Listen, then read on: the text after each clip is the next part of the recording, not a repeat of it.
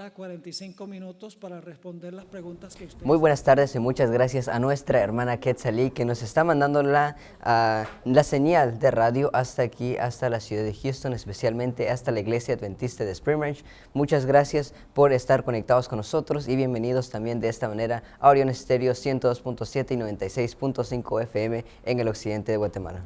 Muy buenas tardes, Stuart. Muy buenas tardes a todos nuestros radioescuchas que nos sintonizan a esta hora de la tarde. Esperamos de que estén muy bendecidos de la presencia del Señor Jesús. En esta hermosa tarde de sábado vamos a estar recibiendo un sermón más de los temas que tiene el Pastor Moore para nosotros. El tema de esta tarde, uno de los temas de esta tarde se titula Sesión de Preguntas y Respuestas. Tendremos este tema y después le seguirá el siguiente tema que ¿cómo se titulará eso? Así, el primer tema que vamos a tener ahorita a las 4 de la tarde está titulado La Torre de Babel y la globalización. Luego tendremos una pequeña sesión de preguntas y tendremos un tercer tema y último tema a las 6:30 titulado Se levantará Miguel. Así es de que estamos muy emocionados para ver qué es lo que va a pasar con el pastor, qué es el mensaje que él nos vaya a traer. Pero sin más preámbulos, nos gustaría ya enviar señal de cámara y radio para poder escuchar lo que está aconteciendo en el santuario en estos momentos y poder disfrutar de la programación especial que tenemos para cada uno de ustedes. Así de que quédense en sintonía y que esperemos que disfrute estos mensajes que traemos para ustedes. Quiero comenzar leyendo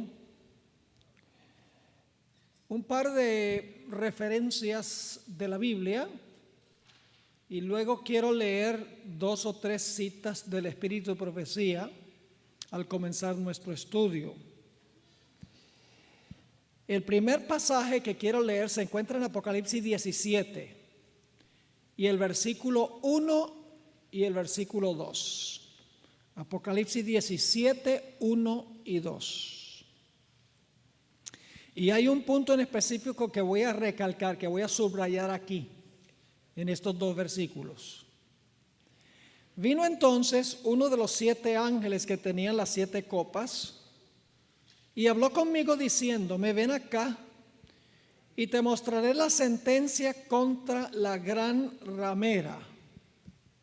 Paremos un momento allí. ¿Qué representa simbólicamente una mujer en las profecías? Una iglesia. Una mujer pura representa una iglesia pura que no se ha prostituido. Una mujer ramera representaría ¿qué clase de iglesia? Una iglesia apóstata que se ha prostituido, porque es una ramera. Es decir, una iglesia que debe estar casada con Jesús, pero tiene otros amantes. Eso es lo que significa la ramera. La iglesia se convirtió en ramera porque debía tener solo a Jesús de esposo, y en vez de solo conservarse para Jesús como su esposo, tuvo otros amantes, espiritualmente hablando. Ahora, fíjense lo que sigue diciendo en estos versículos. Ven acá y te mostraré la sentencia contra la gran ramera, la que está sentada sobre muchas aguas, y ahora va a decir cómo se convirtió en ramera y con quién le jugó sucio a Jesús. ¿Con quién adulteró? ¿Con cuáles?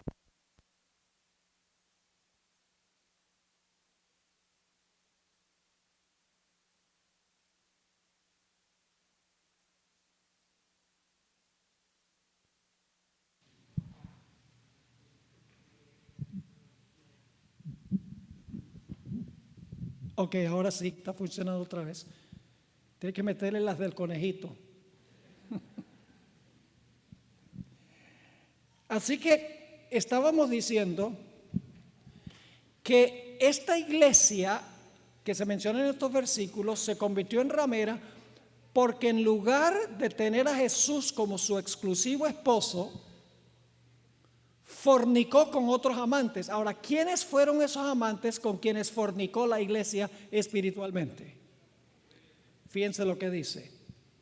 Con la cual han fornicado, ¿quiénes? Los reyes de la tierra. Es una iglesia que se une con los poderes civiles del mundo, con los gobernantes del mundo, con los reyes de la tierra.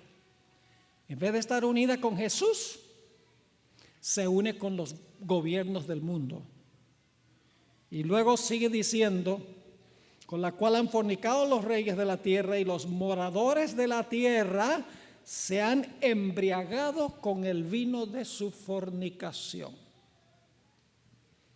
Así que esta iglesia ramera se convirtió en ramera porque en vez de estar casada con Jesús y mantenerse fiel con Jesús, tuvo relaciones ilícitas con los poderes civiles del mundo, con los reyes de la tierra, con los gobernantes, con el Estado.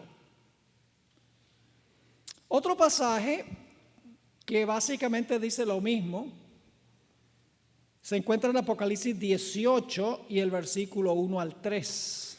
Apocalipsis 18, 1 al 3. Dice: después de esto vi a otro ángel descender del cielo con gran poder, y la tierra fue alumbrada con su gloria.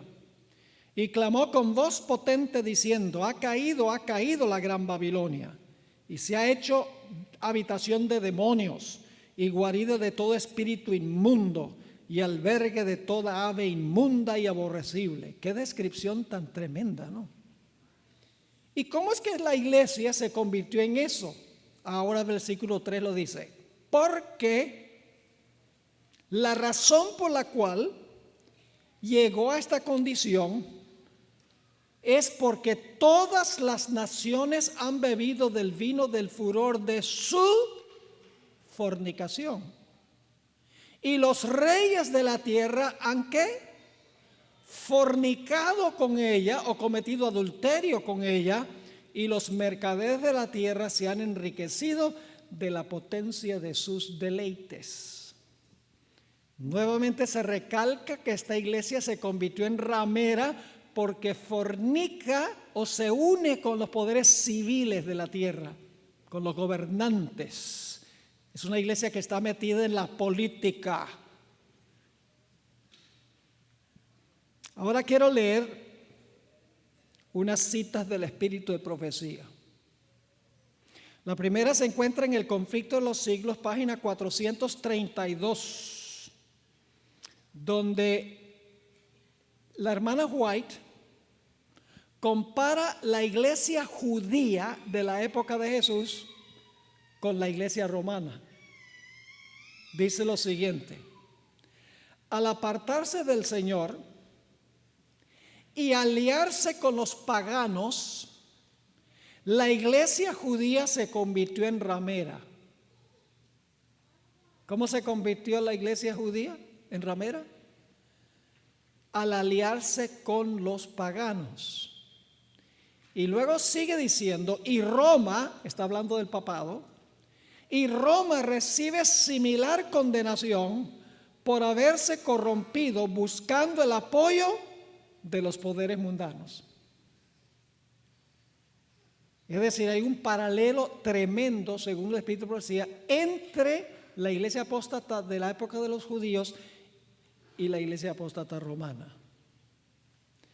Otra cita corta, Conflicto de los Siglos 624, ella escribió: hay una semejanza marcada entre la iglesia de Roma y la iglesia judía del tiempo del primer advenimiento de Cristo. ¿Una qué? Una semejanza marcada entre la iglesia apóstata judía de la época de Cristo y la iglesia romana. La última cita que quiero leer al comenzar es Conflicto de los Siglos 496. Aquí la hermana White dice o escribe: cuando la iglesia ha obtenido el apoyo del poder secular, lo ha usado para castigar a los que disienten de sus doctrinas. ¿Con quién se ha unido la iglesia? Con el poder. ¿Qué es el poder secular? ¿Qué quiere decir el poder secular? Con el poder civil, con el Estado, con el gobierno. Sigue escribiendo: fue la apostasía lo que indujo a la iglesia primitiva a buscar la ayuda del gobierno civil. Y esto preparó el camino para el desarrollo del papado, simbolizado por la bestia. Ahora, como la hermana White nos dice que la iglesia judía, la iglesia apóstata judía, era muy similar a lo que sucedió con la iglesia de Roma, necesitamos regresar a estudiar la iglesia judía del tiempo de Jesús, para luego entonces hacer el paralelo. Ahora, lo primero que queremos contestar, la primera pregunta que queremos contestar es: ¿cómo entendió Jesús la relación que debe existir entre la iglesia y el Estado? Porque acabamos de leer que la iglesia judía se convirtió en apóstata al unirse con las naciones paganas. Así que la pregunta es: ¿qué relación debe tener la iglesia con los gobiernos, con el poder civil? Jesús dejó muy en claro qué relación debe existir. Ninguna. Vamos al Evangelio según Mateo, San Mateo, el capítulo 22 y el versículo 15 al 21. No debe haber ninguna relación entre la iglesia y el Estado. Esa es la respuesta. Mateo 22, 15 al 21 lo deja súper claro. Entonces se fueron los fariseos, versículo 15, y consultaron cómo sorprenderle en alguna palabra. Y le enviaron los discípulos de ellos con los herodianos. La hermana White dice que la secta judía que más odiaba a Jesús eran los herodianos. Ni siquiera los fariseos, ni los saduceos, ni los escribas. Los que más odiaban a Jesús eran los herodianos. Ahora, ¿qué dicen? Versículo 16: Maestro, sabemos que eres amante de la verdad y que enseñas con verdad el camino de Dios, y que no te cuidas de nadie porque no miras la apariencia de los hombres. Hipócritas, no creían nada de eso, pero están preparando el ambiente para tratar de poner a Cristo entre la espada y la pared. Versículo 17: Dinos pues, ¿qué te parece? ¿Es lícito dar tributo a César o no? Pero Jesús, conociendo la malicia de ellos, les dijo: ¿por qué me tentáis, hipócritas? Jesús sabía que si él contestaba sí, estaba en problemas, y si contestaba no también. Si contestaba que había que darle tributo a César, se hubiera echado los judíos encima porque no les gustaba pagarles impuestos a César. Y si decía que no, se hubiera echado encima a César porque el gobierno requería que se pagaran impuestos. Así que si Jesús decía sí o no, estaba en problemas. Pero Jesús se dio cuenta de lo que ellos estaban tratando de hacer. Versículo 19: Mostradme la moneda del tributo.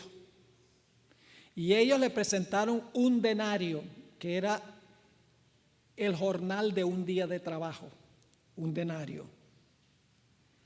Entonces les dijo: ¿de quién es esta imagen y la inscripción? Es decir, la cara de quién está en esta moneda y el nombre de quién. Le dijeron: de César. Les dijo: dad pues a César lo que es de César, y a Dios lo que es de Dios.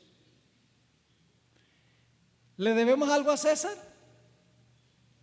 ¿Nosotros le debemos algo a César? ¿Le debemos algo al gobierno? Sí. ¿Le debemos obediencia a las leyes civiles? Sí, claro. ¿Le debemos obediencia a la ley de Dios, a Dios? ¿Cómo no? Déjeme ilustrar el punto. Económicamente, ¿qué le debemos a Dios? El diezmo. Y económicamente, ¿qué le debemos a César? No nos gusta decirlo.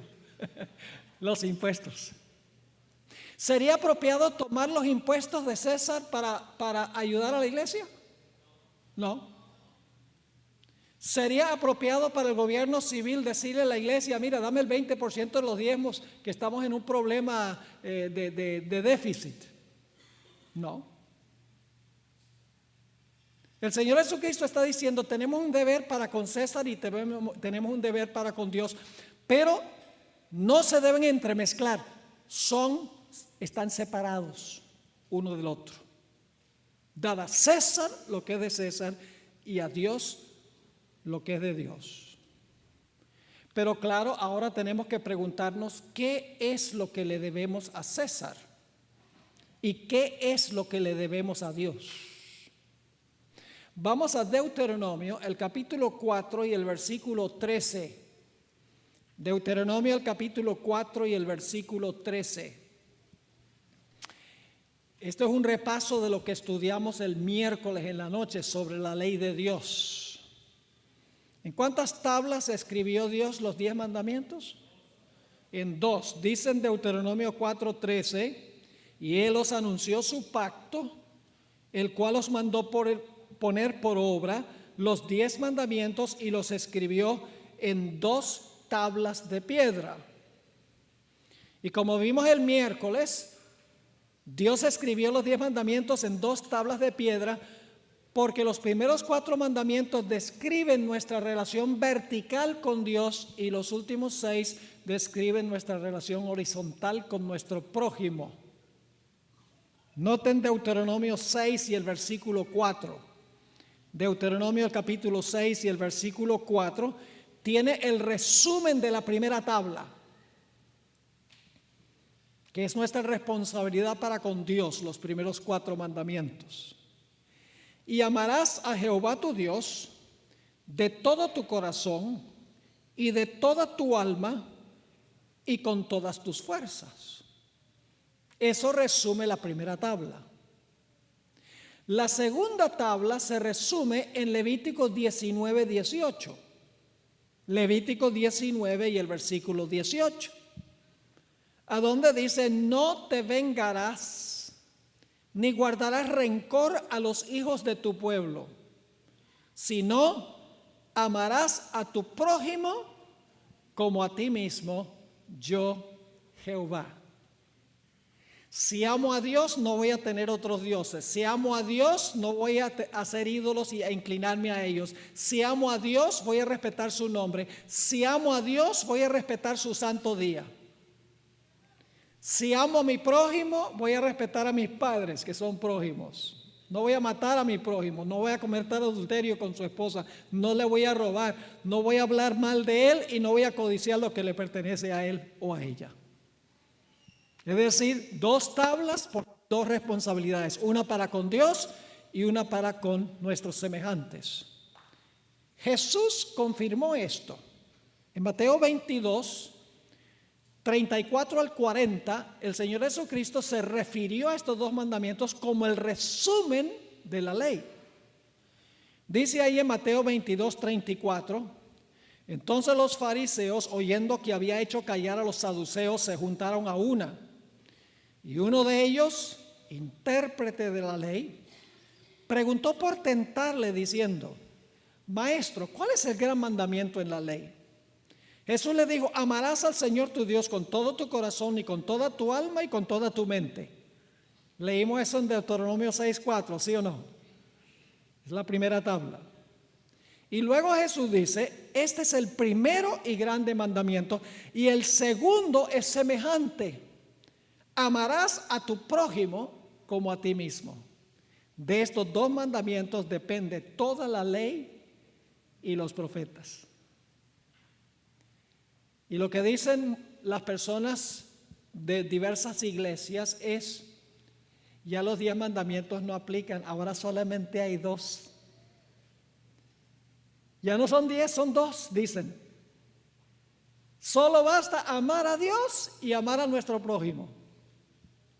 El problema con esa explicación es que resumir los 10 mandamientos no significa eliminar los 10. Si yo amo a Dios, voy a guardar los primeros 4 mandamientos. Y si yo amo a mi prójimo, voy a guardar los últimos 6. es decir, la ampliación de los 10 mandamientos, no queda eliminado por el resumen.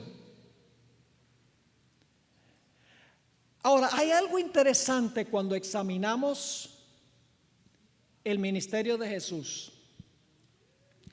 Y es que todas las acusaciones que lanzaron contra Jesús sus enemigos tenían que ver con la primera tabla de la ley. Todas. A Jesús nunca se le acusó de maltratar a sus padres. Nunca se le acusó de matar a nadie, ni de cometer adulterio con la esposa de alguien, ni de robar, ni de hablar falso testimonio contra su prójimo. A Jesús no se le acusó de violar los mandamientos de la segunda tabla. Todas las acusaciones contra Jesús tenían que ver con la primera tabla de la ley, con la relación con Dios, con su Padre. Vamos a tomar algunos ejemplos. Marcos 2:7. Aquí el Señor Jesucristo le dice a un paralítico: tus pecados te son perdonados.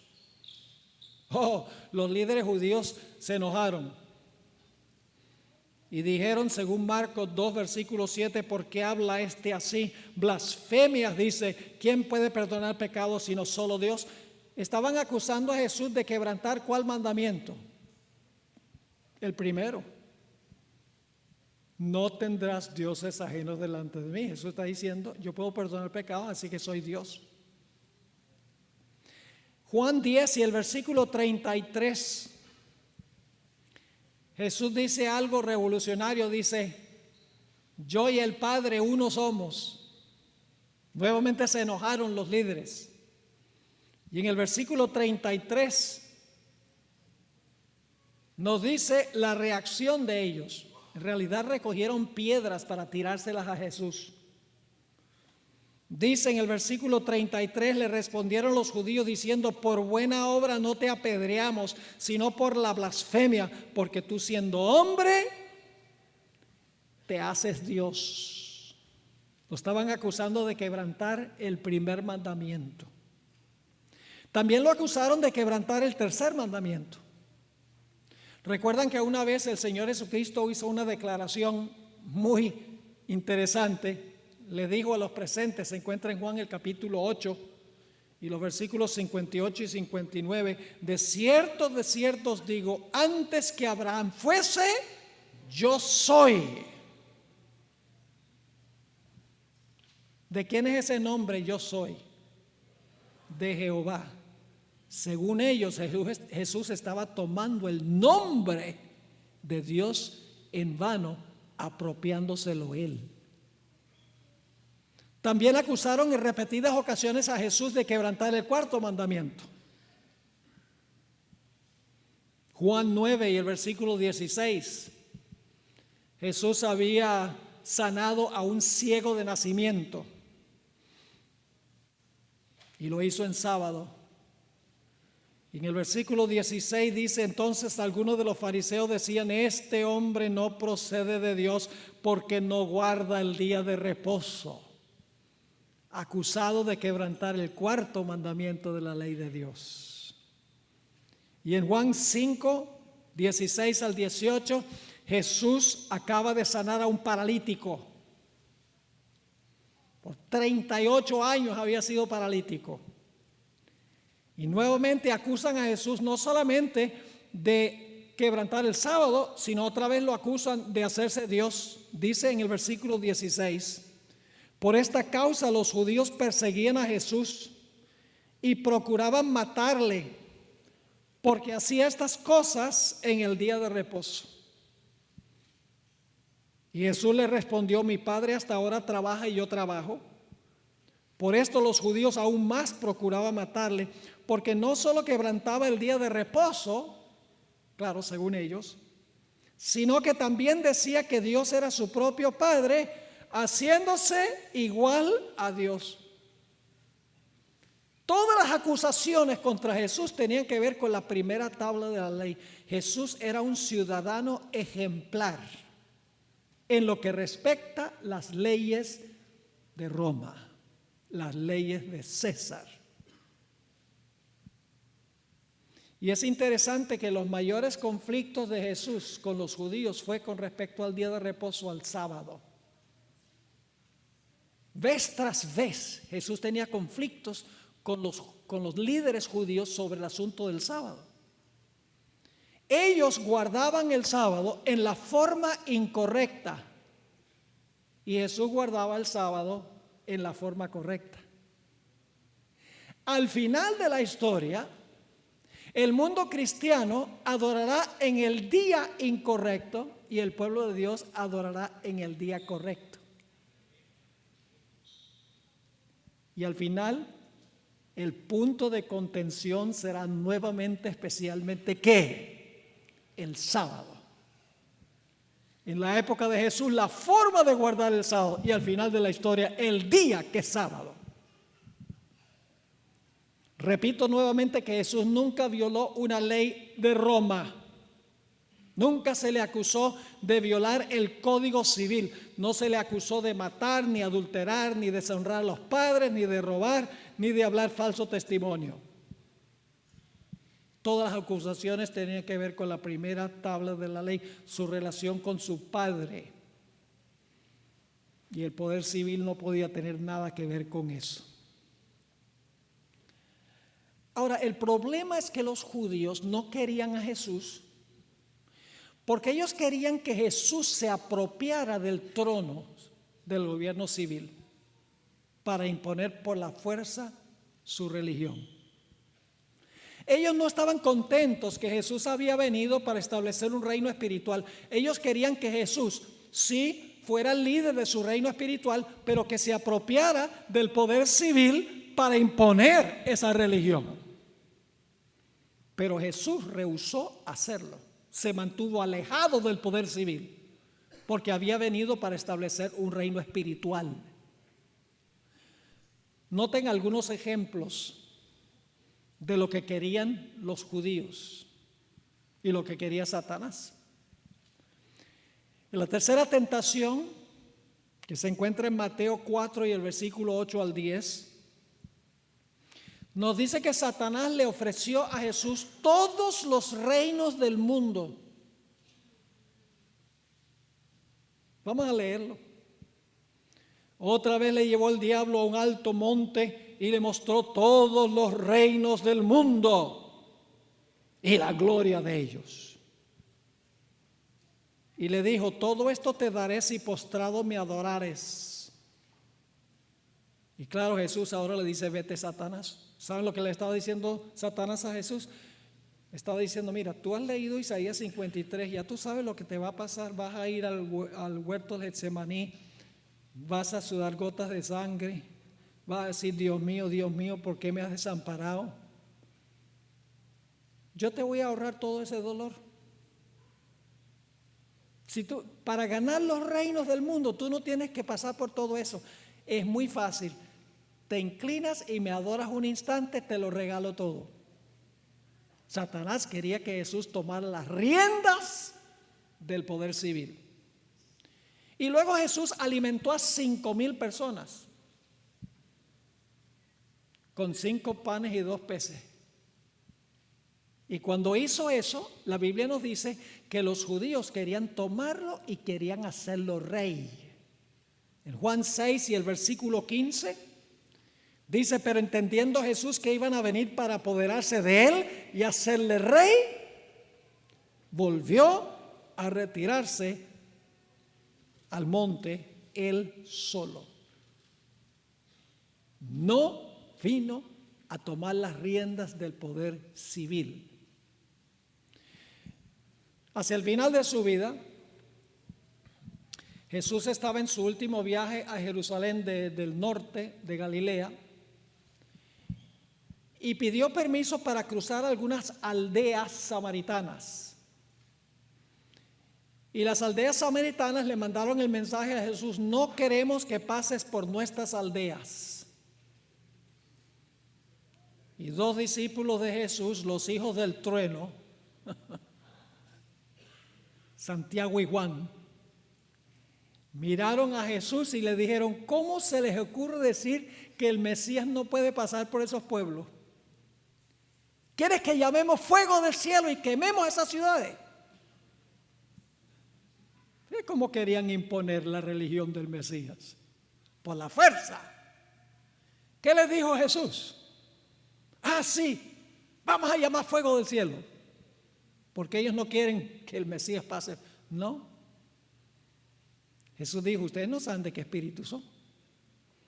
Yo no vine para destruir las vidas de los hombres, vine a salvarlos. Inclusive,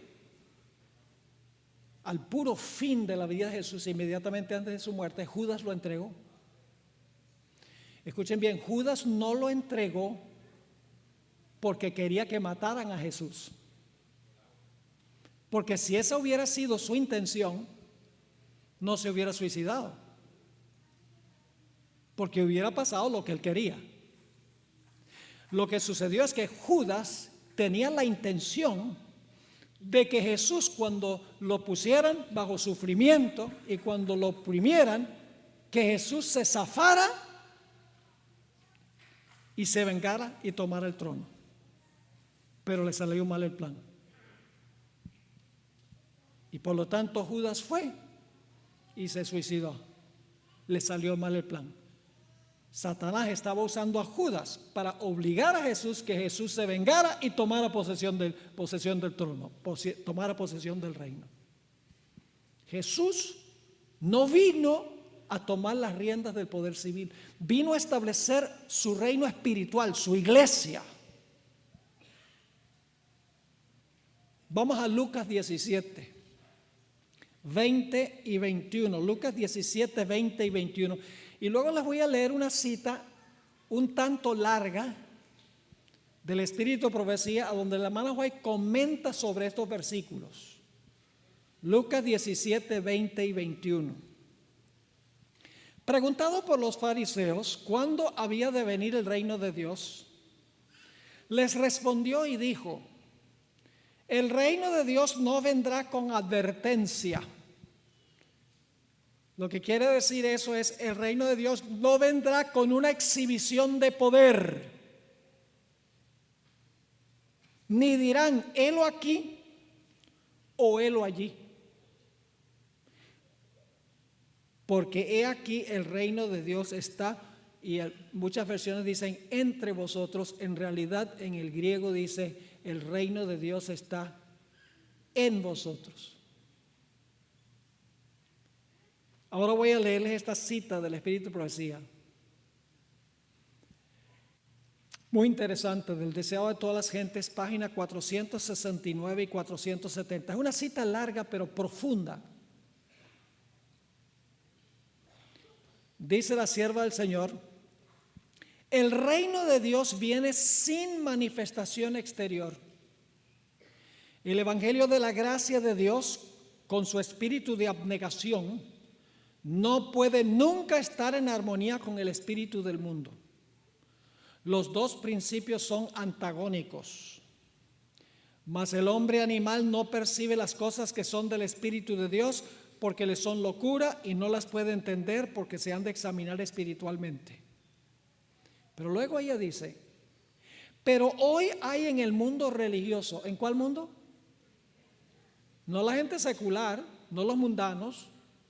Hay en el mundo religioso multitudes que creen estar trabajando para el establecimiento del reino de Cristo como dominio temporal y terrenal.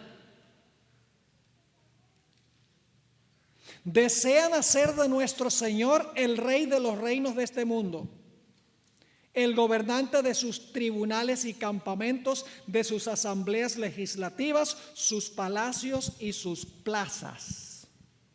Esperan que Cristo reine por medio de promulgaciones legales impuestas por autoridad humana. Como Cristo no está aquí en persona, ellos mismos quieren obrar en su lugar ejecutando las leyes de su reino. El establecimiento de un reino tal es lo que los judíos deseaban en los días de Cristo. Habrían recibido a Jesús si él hubiese estado dispuesto a establecer un dominio temporal, a imponer lo que ellos consideraban como las leyes de Dios y hacerlos los expositores de su voluntad y los agentes de su autoridad. Pero él dijo: mi reino no es de este mundo. No quiso aceptar el trono terrenal. Y luego dice esto: el gobierno bajo el cual Jesús vivía era corrupto y opresivo.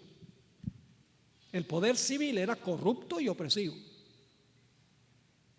¿Ustedes creen que el gobierno de Trump es corrupto y opresivo?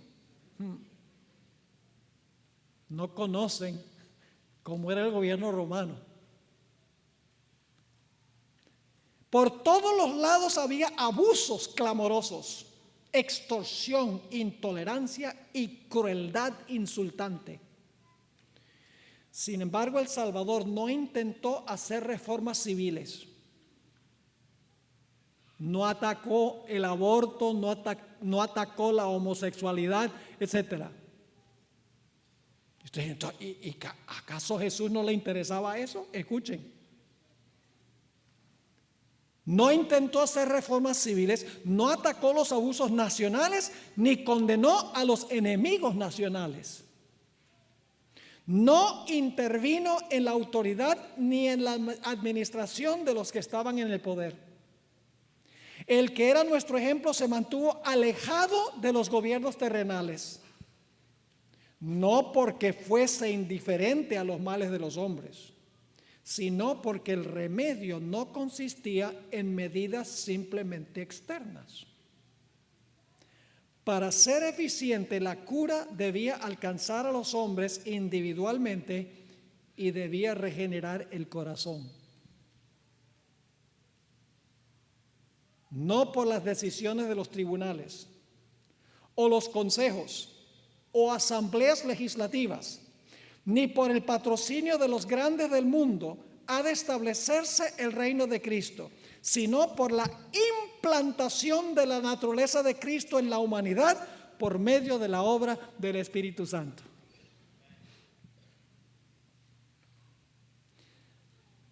Las mujeres que hacen pan, ¿a dónde ponen la levadura? Hacen la masa y luego rocían la levadura encima de la masa, ¿no? No. ¿A dónde ponen la levadura? Adentro. ¿Y qué pasa con la masa cuando ponen la levadura adentro? Crece de adentro hacia afuera. Usted no puede imponerle a la masa que crezca.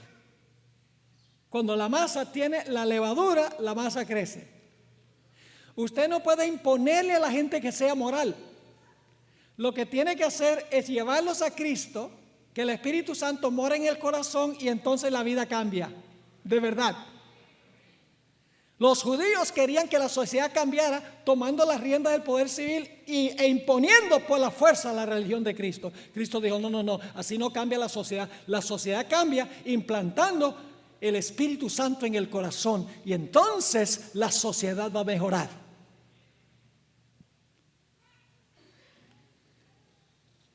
Ahora nos movemos un poquito adelante en el ministerio de Jesús.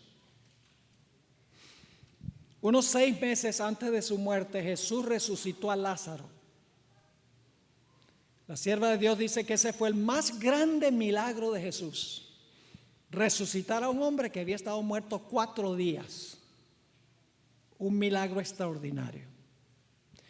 Y nos dice Juan, el capítulo 11, que después que Jesús resucitó a Lázaro, las muchedumbres empezaron a seguir a Jesús. Se vaciaron las iglesias. La gente ya no iba a la sinagoga, sino que seguía al maestro. Y nos dice que los ministros de la época, los ministros de la iglesia apóstata, se fastidiaron y se llenaron de envidia. Porque mire, todo el mundo está siguiendo a Jesús y nuestras iglesias están vacías. Y por lo tanto convocaron una reunión del Sanedrín, el cuerpo gobernante de la nación judía, Para ellos era un asunto de national security, de seguridad nacional. Tenían que resolver el problema de este individuo, que no quería tomar las riendas del poder civil, y que el mensaje de él estaba trayendo las muchedumbres. Así que reunieron al Sanedrín, que tenía los grandes líderes y representantes de la iglesia apóstata de aquella época. Y esa reunión se describe en Juan 11, 47 al 49. Juan 11, 47 al 49. Entonces los principales sacerdotes y los fariseos reunieron el concilio, la palabra concilio es Sanedrín, y dijeron: ¿qué haremos? Porque este hombre hace muchas señales. Si le dejamos así, todos creerán en él, y vendrán los romanos y destruirán nuestro lugar santo y nuestra nación. National security. Todo el mundo lo va a seguir a él, se van a vaciar nuestras iglesias, los romanos van a quitar nuestra nación, porque ya nadie va a seguir nuestra religión. Y entonces aquí viene la solución propuesta por el malévolo Caifás, el sumo pontífice Caifás. En el versículo 49 dice: entonces Caifás, uno de ellos, sumo sacerdote aquel año, les dijo: vosotros no sabéis nada, ni pensáis que nos conviene que un hombre muera por el pueblo y no que toda la nación perezca. ¿Cuál fue la solución que propuso el sumo pontífice de la iglesia apóstata? Matar a Jesús y salvamos a la nación. Pero lo interesante es que al matar a Jesús se perdió la nación. Es decir, al matar a Cristo causaron lo que querían impedir. Vamos a hablar un poco más de eso en unos momentos. Ahora, ¿saben ustedes que el espíritu de profecía nos dice que este mismo argumento se va a usar de nuevo en los Estados Unidos al final de la historia? En el conflicto de los siglos, página 601, la sierva de Dios nos dice: se demandará con insistencia que no se tolere a los pocos que se oponen a una institución de la iglesia y una ley del Estado, hablando de la ley dominical. Pues vale más que esos pocos sufran y no que naciones enteras sean precipitadas a la confusión y la anarquía. Y luego dice: este mismo argumento fue presentado contra Cristo hace 1800 años por los príncipes del pueblo. Nos conviene, dijo el astuto Caifás, que un hombre muera por el pueblo y no que toda la nación se pierda. Este argumento parecerá concluyente y finalmente se expedirá contra todos los que santifiquen el sábado un decreto que los declare merecedores de las penas más severas y autorice al pueblo para que, pasado cierto tiempo, los mate. Interesante paralelo. Ese mismo día, el Sanedrín pronunció contra Jesús el decreto de muerte. Dice en Juan 11 y el versículo 53, Juan 11 y el versículo 53, la conclusión de la reunión del Sanedrín dice: así que desde aquel día acordaron que matarlo. ¿Por qué lo iban a matar? Porque sus iglesias estaban vaciando. Y dijeron: si lo dejamos subsistir, los romanos van a quitar nuestra nación. Es un asunto de seguridad nacional. Así que la solución para salvar la nación es matar a este enemigo. Y pronunciaron contra Jesús el decreto de muerte. Ahora nos movemos un poquito más hacia adelante. Nos movemos al tiempo cuando Jesús estaba en el huerto del Getsemaní. inmediatamente antes de que fuera arrestado. Está orando allí a su padre, agonizando, sudando gotas de sangre, pidiéndole al Padre que le quite la copa si es posible. Y mientras está allí en el huerto, viene una guardia, no romana, una guardia del templo. Todavía el poder civil no está en la historia. Hasta ahora todo lo que ha sucedido lo está haciendo ¿quién? La iglesia apóstata. Todavía el poder civil no ha entrado en función. La guardia que arrestó a Jesús no fue una guardia romana, fue una guardia del templo judío. Lo pueden leer. Y cuando vienen a arrestar a Jesús, el apóstol Pedro, impulsivo Pedro, el Pedro que ponía la lengua en cuarta antes de poner el cerebro en primera, sacó la espada y dijo: hay que defender el reino del Señor con la espada. Y le tiró un zarpazo al criado del sumo sacerdote y le mochó la oreja. Créanme, no le estaba tirando a quitarle la oreja, le estaba tirando a quitar la cabeza, pero no era soldado sino pescador, le falló la puntería. ¿Y qué le dijo Jesús a Pedro? Bien hecho, Pedro, defiende mi reino con la espada. Y ustedes cobardes, ¿por qué no usan la espada también? ¿Eso fue lo que dijo Jesús? Jesús dijo unas palabras muy parecidas a lo que encontramos en Apocalipsis 13:10 en cuanto a lo que hace la bestia. Dice en Mateo 26, 51 y 52: pero uno de los que estaban con Jesús, extendiendo la mano, sacó su espada e hiriendo a un siervo del sumo sacerdote le quitó la oreja. Entonces Jesús le dijo: vuelve tu espada a su lugar, porque todos los que toman espada, a espada perecerán. Noten Apocalipsis 13:10. El papado usaba la espada también para matar a los que no estaban de acuerdo con su religión. Y la espada que el papado usaba le dio la herida mortal al poder papal. Es decir, el papado hizo lo mismo que había hecho Pedro. Dice allí en Apocalipsis 13:10: si alguno lleva en cautividad, va en cautividad. Si alguno mata a espada debe ser muerto. Aquí está la paciencia y la fe de los santos.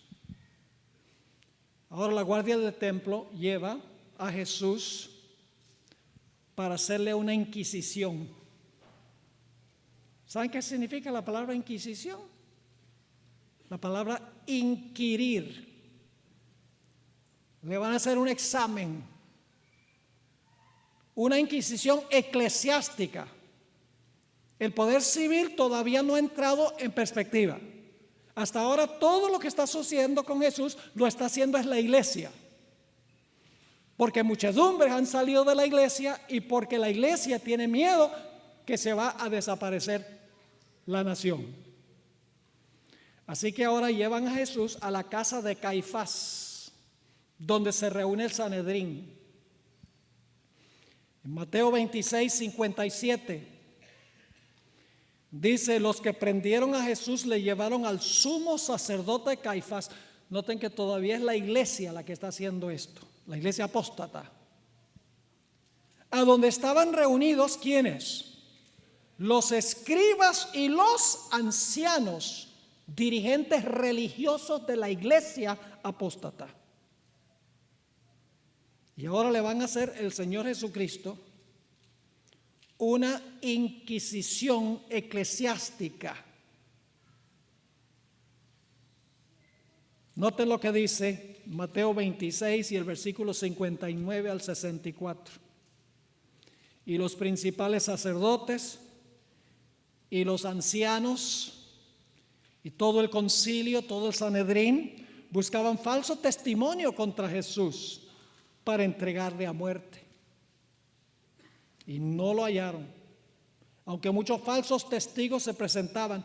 Pero al fin vinieron 2 testigos falsos que dijeron, este dijo, puedo derribar el templo de Dios y en 3 días reedificarlo.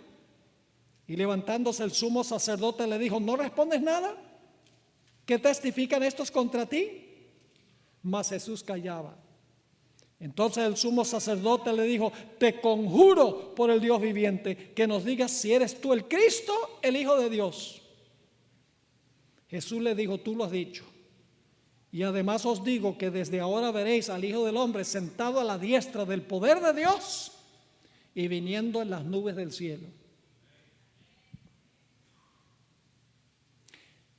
El juicio eclesiástico de Jesús fue una farsa. La iglesia violó todas las leyes que tenía el judaísmo. Voy a mencionarles algunas. Se contrataron falsos testigos, prohibido por la ley judía. El sumo pontífice le dio una cachetada a Jesús antes de que se le hallara culpable, prohibido por la ley judía. El juicio se hizo de noche. La ley judía decía que los juicios tenían que hacerse a la claridad del día. El juicio se hizo en privado. La ley judía decía que los juicios tenían que hacerse en público. A Jesús se le azotó antes de que se le hallara culpable, prohibido por la ley eclesiástica. El sumo sacerdote instigó a Jesús a autoincriminarse. Le dijo, te conjuro que me digas. La ley judía prohibía la autoincriminación. La ley judía decía que un acusado tenía derecho a tener un abogado defensor. A Jesús no le dieron ninguno. La ley judía decía claramente que un juicio no se podía hacer un día viernes, un día sábado o un día de fiesta, y el juicio se lo hicieron viernes. Y la ley judía decía que no se podía ejecutar la sentencia de muerte sino hasta el 3er día después que el reo era condenado, porque en esos 3 días podía aparecer nueva evidencia que salvaba la vida. Nueva evidencia que salvaba la vida del que había sido acusado. Todas esas eran leyes judías. Y la iglesia violó todas esas leyes judías que le daban derecho a Jesús. Ahora, hay otras cosas interesantes. En los días de Jesús había muchas denominaciones religiosas. Todos eran judíos. Pero cada una de estas sectas o denominaciones tenía sus propias creencias. Y una secta no estaba necesariamente en armonía con otras. Por ejemplo, los fariseos creían en la inmortalidad del alma y creían en la resurrección de los muertos. Los saduceos no creían en ninguna de esas dos cosas. Los fariseos y los saduceos no se podían ver ni en retrato.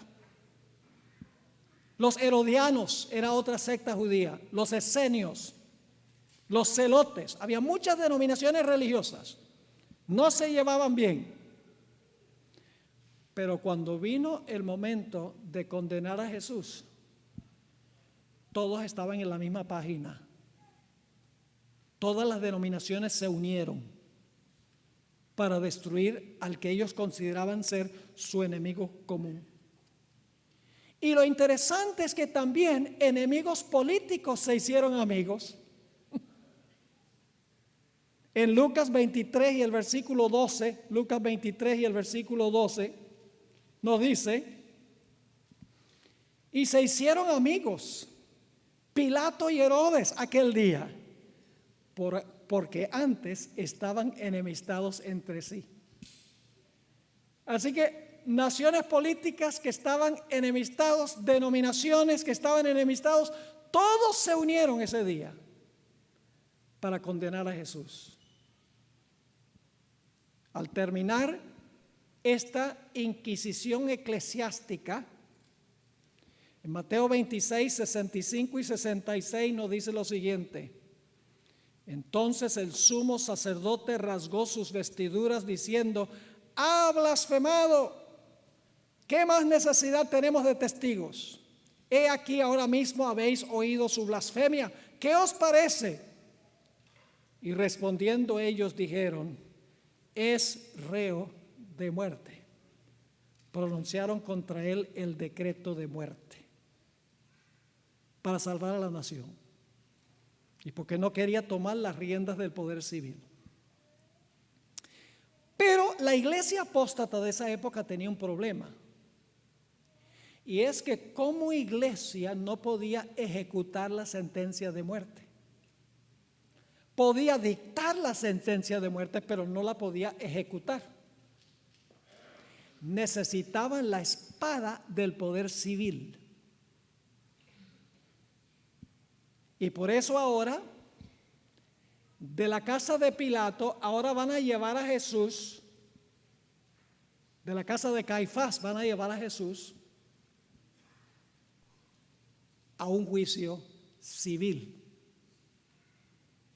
Mateo 27 y el versículo 1 y 2. Venida la mañana, todos los principales sacerdotes y los ancianos, fíjense que todavía son religiosos los que están haciendo esto. El Estado todavía no ha entrado en perspectiva. Los sacerdotes, principales sacerdotes y los ancianos del pueblo entraron en consejo contra Jesús para entregarle a muerte. Y le llevaron atado y le entregaron a Poncio Pilato, el gobernador.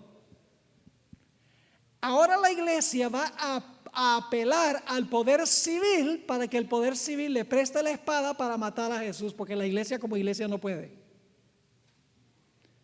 Noten Juan 18 y el versículo 28. Juan 18 y el versículo 28.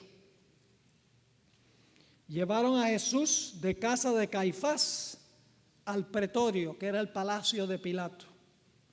Era de mañana y ellos no entraron en el pretorio para no contaminarse y así poder comer la Pascua. Qué hipocresía. No entraron por no contaminarse, pero tenían las manos manchadas ya habiendo condenado a Jesús a muerte.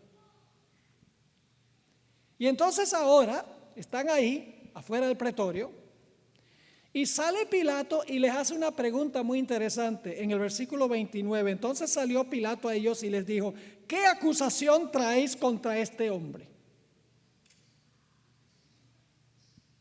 ¿Por qué lo trajeron aquí? ¿Qué acusación tienen ustedes?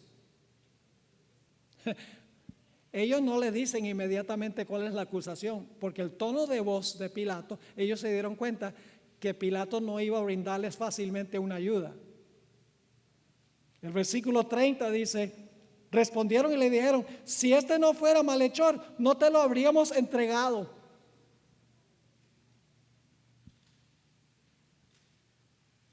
Y ahora Pilato demuestra que él entiende mejor la idea de dos reinos que los mismos judíos. En Juan 18:31, Pilato sabía que Jesús no había violado ninguna ley de Roma. Y por lo tanto le dice a los dirigentes judíos, a los ministros de la época, tomadle vosotros y juzgadle según vuestra ley. ¿Cuántas leyes reconoció Pilato? 2. La de él y la de la iglesia. Él no ha violado ninguna ley de Roma. Llévenlo y júzguenlo de acuerdo a la ley religiosa de ustedes. Oh, pero ellos querían ejecutar la muerte contra Jesús y el problema es que como iglesia no podían. Así que en el versículo 31 sigue diciendo, entonces le dijo Pilato, tomadle vosotros y juzgadle según vuestra ley. Y los judíos le dijeron, a nosotros no nos está permitido dar muerte a nadie. Como iglesia no podemos ejecutar el decreto de muerte. Necesitamos la ayuda del poder civil. La iglesia se está uniendo ¿con quién? Con el Estado. Ahora los judíos se dan cuenta que ellos no están llegando a ninguna parte con Pilato. Porque Pilato dice, llévenlo, júzguenlo de acuerdo a la ley de ustedes. Él no ha violado ninguna ley de Roma. Así que ahora los enemigos de Jesús tienen que buscar alguna forma de demostrar que Jesús ha violado una ley romana. Porque si Jesús ha violado una ley del Imperio Romano, entonces el Imperio Romano puede condenarlo a muerte. Así que ahora ellos recurren a la prevaricación. En Lucas 23 y el versículo 2, Lucas 23 y el versículo 2, vienen las acusaciones falsas de los pastores de la época. Y comenzaron a acusarle diciendo: a este hemos hallado que pervierte a la nación, que prohíbe dar tributo a César. ¿Era verdad eso? Una mentirota, porque Jesús había dicho: dad pues a César lo que es de César. Pero ellos saben que tienen que conseguir algún delito de Jesús contra el Imperio Romano, porque Pilato no lo va a condenar por violación de la ley de ellos. Así que dice: pervierte la nación, prohíbe dar tributo a César, diciendo que él mismo es el Cristo, un rey. Oh, y cuando Pilato oye eso, que él se declaró rey, se le pararon las orejas. Ah, si él se proclamó rey, ese sí es un delito contra Roma. Esa es sedición contra el Imperio Romano. Es un delito contra César. Y por lo tanto ahora Pilato lleva a Jesús a su aposento privado para examinarlo. Y le pregunta a Jesús: ¿es verdad lo que ellos dicen, que tú eres un rival de César, que tú eres un rey? Y en Juan 18:36 Jesús respondió.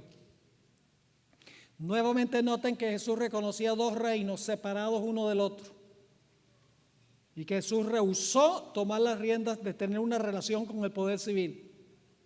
Dice en Juan 18:36, respondió Jesús: mi reino no es de este mundo. ¿Cuántos reinos reconoció Jesús? ¿Cuántos reinos reconoció Jesús? Dos.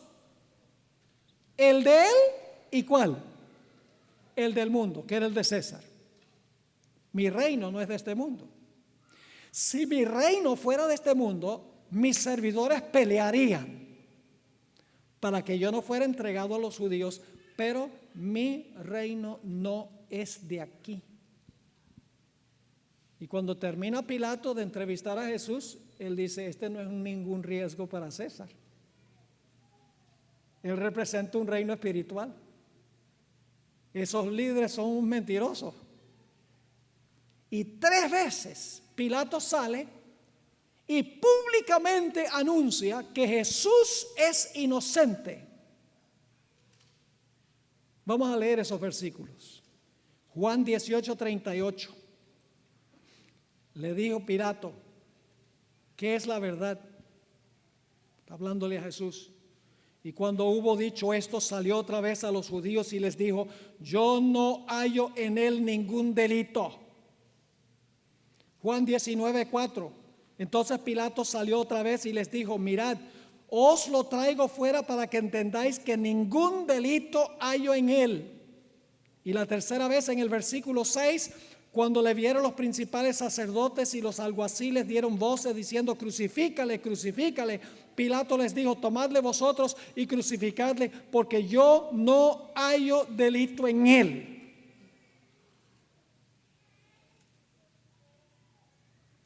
¿Reconoció Pilato que Jesús no había violado ninguna ley civil?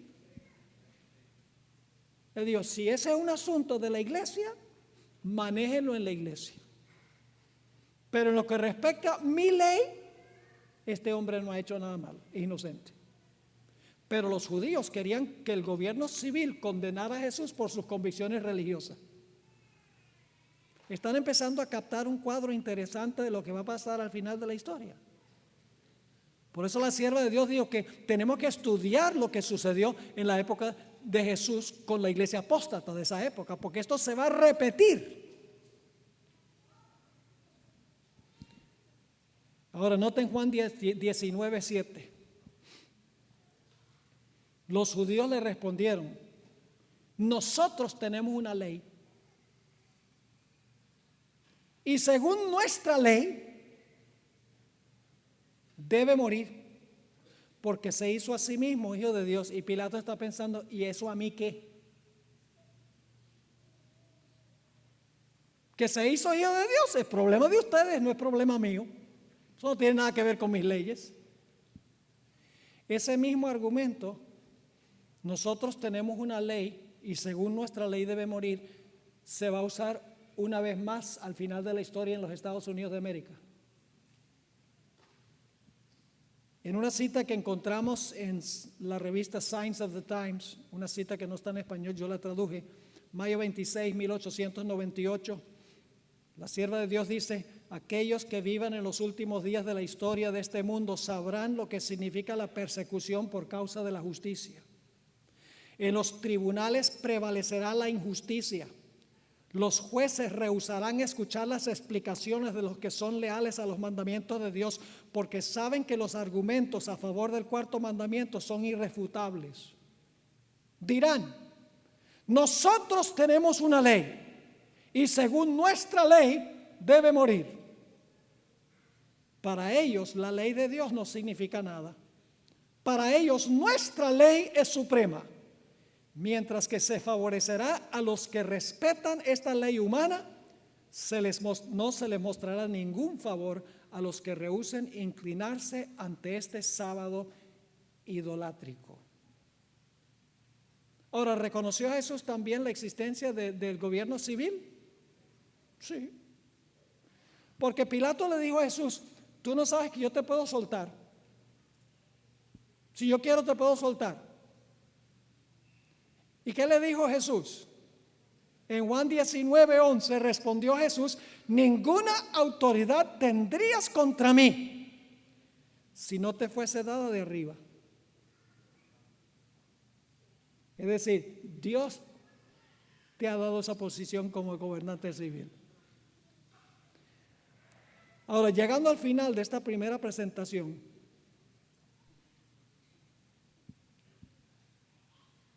¿por qué Pilato entregó a la muerte a un hombre que 3 veces declaró inocente? Por 2 razones que se van a repetir. Número 1, se estaba formando un alboroto, un tumulto. Y según la historia sabemos que Pilato había tenido muchos problemas en calmar los tumultos de los judíos y estaba en la mira de César, porque no era capaz de controlar el área de Judea y se estaba armando otro tumulto. En Mateo 27:24 nos dice: viendo Pilato que nada adelantaba, sino que se hacía más alboroto, tomó agua, se lavó las manos delante del pueblo, diciendo: inocente soy yo de la sangre de este justo, allá vosotros. Pilato lo entregó, habiendo dicho que era inocente, porque temía un tumulto, y entonces César se iba a aburrir con él y lo iba a quitar. Ahora, la segunda razón es que los mismos judíos intimidaron a Pilato, diciéndole que si no entregaba a Jesús, que lo iban a acusar con César, diciendo: este hombre dijo que era rey. Y Pilato lo soltó. En Juan 19, versículo 12 dice: desde entonces procuraba Pilato soltarlo, pero los judíos daban voces diciendo: si a este sueltas, no eres amigo de César. Todo el que se hace rey, a César se opone. Lo intimidaron con la idea de que iba a perder su puesto político, su posición política. Y Pilato prefirió salvar su posición política y condenar a un hombre inocente. Ahora, ¿quiénes fueron especialmente los culpables en clamar de que se crucificara a Jesús? Hermanos y hermanas, fueron los dirigentes religiosos de aquella época, los ministros de esa época. Y ustedes dicen: ¿dónde dice la Biblia eso? Vamos a Mateo 27 y el versículo 20. Mateo 27 y el versículo 20. Pero los principales sacerdotes y los ancianos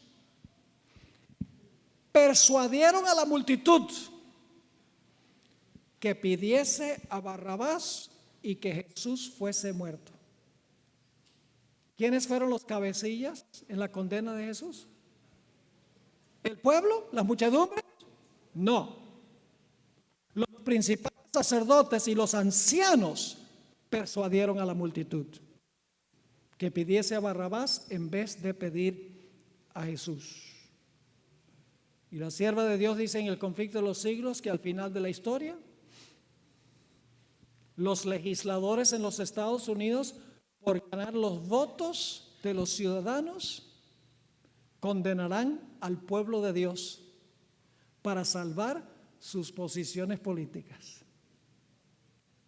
Eso está en el conflicto de los siglos, página 578. Ahora necesito cubrir un punto más. ¿Cuándo es que la nación judía oficialmente cometió fornicación? Hubo un momento preciso en que el pueblo judío oficialmente cometió fornicación, se convirtió en ramera. Vayan conmigo a el Evangelio según San Juan, el capítulo 19 y el versículo 13 al 15. Aquí Pilato pone a Jesús y a Barrabás lado a lado y les dice: ¿a quién quieren ustedes que yo suelte? Y ellos dicen: suelta a Barrabás. Y luego dicen algo muy interesante. Noten Juan 19, 13 al 15. Entonces Pilato, oyendo esto, llevó fuera a Jesús y se sentó en el tribunal en el lugar llamado el Enlosado, y en hebreo Gábata. Era la preparación de la Pascua y como la hora sexta. Entonces dijo a los judíos: he aquí vuestro rey. ¿Era Jesús el rey de ellos? Sí. Este es su rey. Pero ellos gritaron: fuera, fuera, crucifícale. Entonces Pilato les dijo: ¿a vuestro rey he de crucificar? Respondieron los principales sacerdotes: no tenemos más rey que César. Ese fue el momento donde oficialmente cometieron fornicación, porque escogieron a César antes de escoger a Jesús. Rechazaron a Jesús como su rey o como su esposo y escogieron a César en lugar de Jesús, lo que la Biblia llama fornicación. Jesús había venido para casarse con su pueblo. Dice en el Evangelio según San Juan que Juan el Bautista era el amigo del esposo. Era el caballero de honor, el que preparaba todo para el matrimonio. Jesús dijo: ¿cómo pueden llorar los hijos cuando el esposo está en su medio? En Marcos el capítulo 2, Jesús contó la parábola de las 10 vírgenes, la parábola del gran banquete de bodas. Jesús había venido a casarse con su pueblo, a ser el rey de su pueblo, rey espiritual de su pueblo. Y ellos dijeron: no, no Jesús, nuestro rey es César. ¿Y saben lo que es interesante? Este es el último punto. Lo interesante es que al condenar a Jesús a muerte, causaron lo que querían impedir. Habían dicho: matando a este hombre salvaríamos la nación. Pero al condenar a Jesús cometieron apostasía nacional que llevó a la ruina nacional. Los mismos romanos,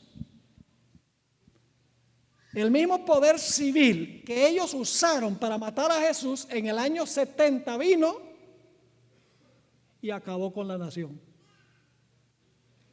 ¿Han leído ustedes alguna vez citas de la hermana White donde dice que cuando los Estados Unidos imponga la ley dominical, eso será apostasía nacional que llevará a la ruina nacional? Imponiendo la ley dominical dicen: vamos a salvar a la nación, pero por el acto van a traer la ruina. Y esa ruina se describe de una forma tremenda en Lucas 19, 41 al 46. Cuando llegó cerca de la ciudad, al verla lloró sobre ella, diciendo: oh, si también tú conocieses a lo menos en este tu día lo que es para tu paz. Dice Jesús: mas ahora está encubierto de tus ojos, porque vendrán días sobre ti cuando tus enemigos te rodearán con vallado y te sitiarán y por todas partes te estrecharán y te derribarán a la tierra y a tus hijos dentro de ti, y no dejarán en ti piedra sobre piedra, por cuanto no conociste el tiempo de tu visitación.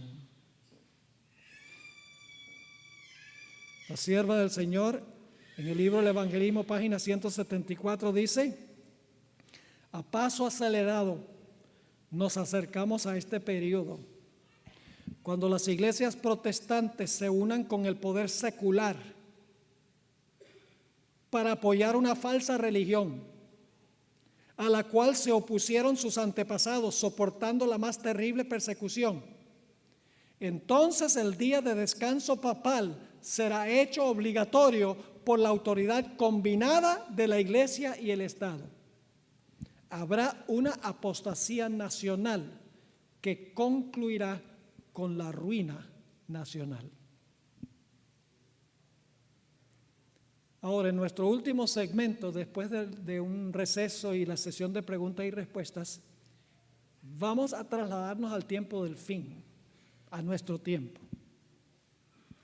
Y vamos a ver cómo las escenas de lo que pasó con Jesús se van a repetir al pie de la letra con su pueblo, al final de la historia, en el más minucioso detalle.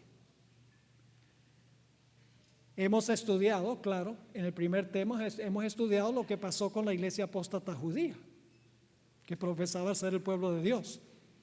Pero tenemos ahora que hablar de lo que van a decir las iglesias al final de la historia, que profesan ser iglesias de Dios, y qué van a hacer ellos con el remanente de Dios, como hicieron los miembros de la iglesia apóstata judía en la época de Jesús. Así que les animo de que se queden. Vamos a hablar de el levantamiento de Miguel. ¿Saben lo que dicen algunos adventistas? Dicen: ay, pastor, esa es la tribulación final, el tiempo de angustia, eso va a ser terrible, ojalá que el Señor me mande al descanso antes de eso. Donde quiera que voy la gente dice eso. Pero vamos a encontrar en nuestro segundo estudio, hermanos y hermanas, que será un gozo vivir durante ese periodo, una bendición vivir en ese periodo, porque se va a levantar Miguel para defender a su pueblo, como lo hizo en el pasado. Oremos. Padre, gracias te damos por haber registrado esta historia tan triste del pueblo que profesaba ser el pueblo tuyo, pero se tornó apóstata al unirse con el poder civil para condenar a tu Hijo Jesús. Gracias por habernos dado esta historia, porque sabemos que se va a repetir. Y así como Jesús se mantuvo firme, tendrás un pueblo al final de la historia que se mantendrá igualmente firme cuando se una a la iglesia con el poder civil. Te pido que nos sigas acompañando en esta tarde, la sesión de preguntas y respuestas y en nuestro último tema. Te lo imploramos en el nombre precioso de Cristo, nuestro amante Salvador. Amén. Amén.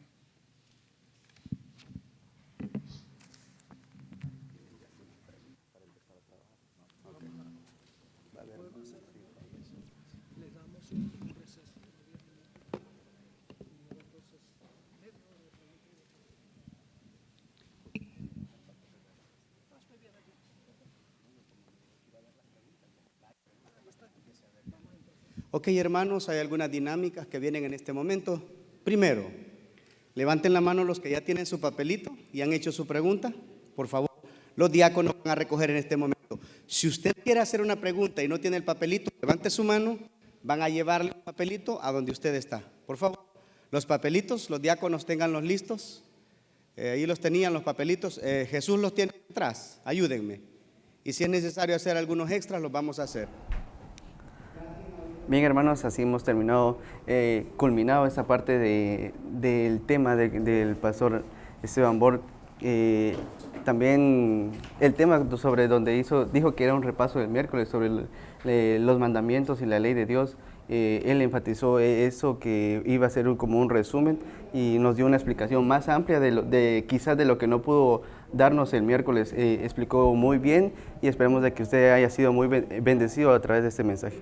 Así es, Aldair, hemos combinado el segundo tema del pastor Esteban Borg aquí en la Iglesia Adventista de Bel-Air, y bueno, vamos a dar un descanso también para nuestro equipo que está aquí localizado en la Iglesia Adventista de Spring Branch, y vamos a ir con el tercer tema del pastor Esteban Borg a las 6:30 de la tarde. Sin embargo, para aquellos que nos están escuchando en radio por 102.7 y el 96.5 FM en el occidente de Guatemala, déjenme decirles de que tenemos algo preparado para ustedes también. No se van a quedar con el espacio vacío, sino que vamos a transmitir en vivo desde la Iglesia Adventista de Kingwood, que hemos estado ya durante 2 semanas. Para aquellos que han seguido la transmisión durante la semana pasada, desde el sábado hasta martes, sabrán de que hemos estado transmitiendo un programa especial con el pastor Carlos Muñoz, representante del ministerio Amazing Facts. Hemos estado y hemos tenido temas de profecía con él también, así es de que el día de hoy también él está teniendo su intervención allá en la Iglesia Adventista de Kingwood, y vamos a invitarlos también para que se puedan quedar